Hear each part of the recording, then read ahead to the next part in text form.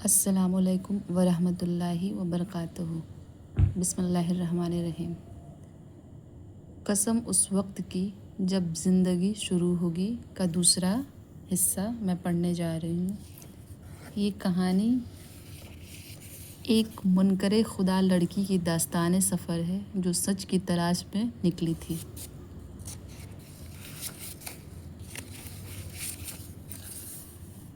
بسم اللہ الرحمن الرحیم۔ دوسری یلغار۔ انسانیت کا قافلہ مختلف ادوار سے ہوتا ہوا آج انفارمیشن ایج میں داخل ہو چکا ہے۔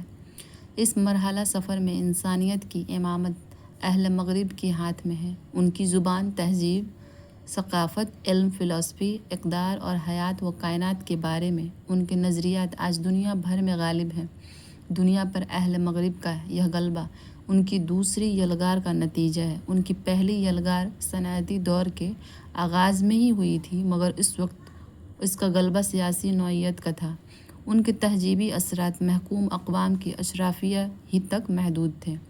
تاہم آج جب سیٹلائٹ، کمپیوٹر اور انٹرنیٹ کی غیر معمولی ترقی نے دنیا کو حقیقی معنوں میں ایک گلوبل ولیج بنا دیا ہے، مغربی فکر و تہذیب ذرائع ابلاغ کی طاقت سے معاشرے کے ہر طبقے میں سرایت کر رہی ہے۔ ہمارا تہذیبی ڈھانچہ، اخلاقی اقدار اور اعتقادی نظام سب مغرب کی اس دوسری یلغار کی زد میں ہے۔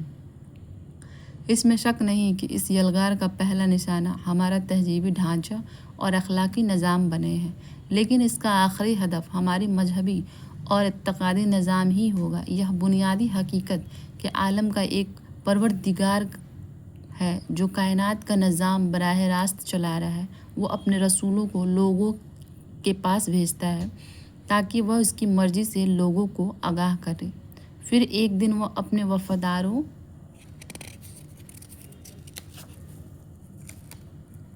کو بہترین سزا دے گا اور منکروں کا احتساب کرے گا۔ یہ باتیں الحادار انکار خدا پر مبنی مغربی فکر کے تحت لوگوں کو ناقابل یقین لگتی ہیں۔ ان چیزوں کو حقائق سے زیادہ بعض مذہبی لوگوں کا انفرادی عقیدہ یا ایک ثقافتی مظہر سمجھا جاتا ہے۔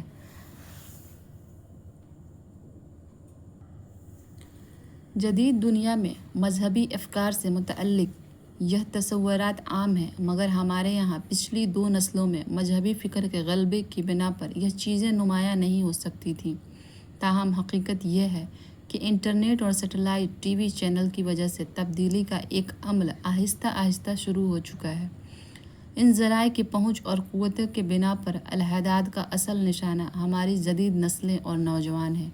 ان نوجوانوں میں سوال اور تشکیک کے مرحلے کا آغاز ہو چکا ہے۔ مؤثر جواب سامنے نہیں آیا تو شکوک و شبہات اور انکار کا مرحلہ، جو ابھی ایک اقلیت تک محدود ہے، جلد ہی اکثریت کا مسئلہ بن جائے گا۔ اگلی نسل میں بیشتر پڑھے لکھے لوگ خدا و آخرت کو ایک زندہ حقیقت ماننے کے بجائے ایک ثقافتی مظہر کے مقام پر پہنچا دیں گے۔ میں مذہب کے ساتھ سوشل سائنس کا بھی طالب علم ہوں اور سماجی حرکیات کو سمجھتا ہوں۔ میں اچھی طرح جانتا ہوں کہ کیا تبدیلی آ رہی ہے اور کیا آنے والی ہے۔ جواب دینے کا یہی وقت ہے۔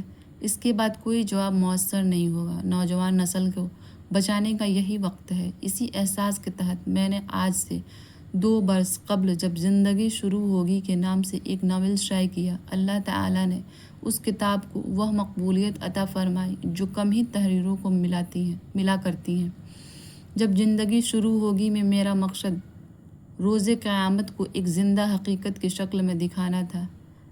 اس اسلوب میں استدلال کی ضرورت ہے، نہ کہ اس کے بیان کی گنجائش، لیکن یہ اپنی حقیقت کے اعتبار سے ایک کمی تھی جو پچھلے ناول میں بہرحال موجود تھی۔ اس کمی کو دور کرنے کے لیے قارئین کی خدمت میں قسم اس وقت کی کے نام سے جب زندگی شروع ہوگی کا دوسرا حصہ یا سیکوئل پیش ہے۔ الحمدللہ اس کتاب میں قیامت کے وجود کو ثابت کیا گیا اور اس طرح ثابت کیا گیا کہ انکار کی کوئی گنجائش باقی نہیں رہتی۔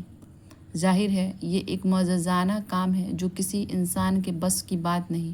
الحمدللہ یہ کام پروردگار عالم نے اپنی آخری کتاب میں خود ہی کر رکھا ہے۔ اس ناول میں قرآن مجید کا یہی معجزہ پیش کرنے کی کوشش کی گئی ہے جو آخری درجے میں سچائی کو ثابت کر دیتا ہے۔